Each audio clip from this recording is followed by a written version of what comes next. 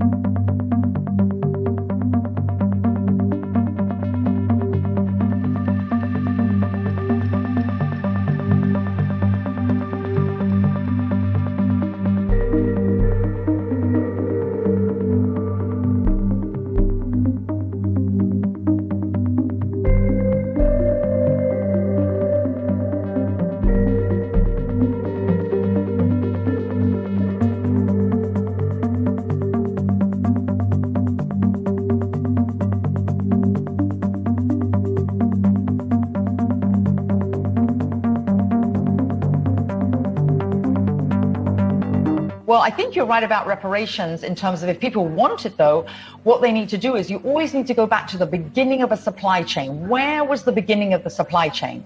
That was in Africa. And when across the entire world, when the slavery was taking place, which was the first nation in the world that abolished slavery? The first nation in the world to abolish it. It was started by William Wilberforce, was the British. In Great Britain, they abolished slavery. 2,000 naval men died on the high seas trying to stop slavery. Why? Because the African kings were rounding up their own people. They had them on cages waiting in the beaches. No one was running into Africa to get them.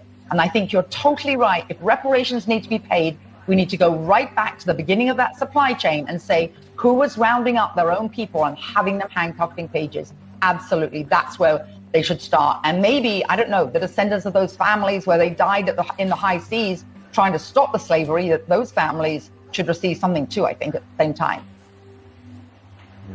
It's an interesting discussion, Hillary. Thank you very much. I appreciate it. We'll continue to discuss in the future.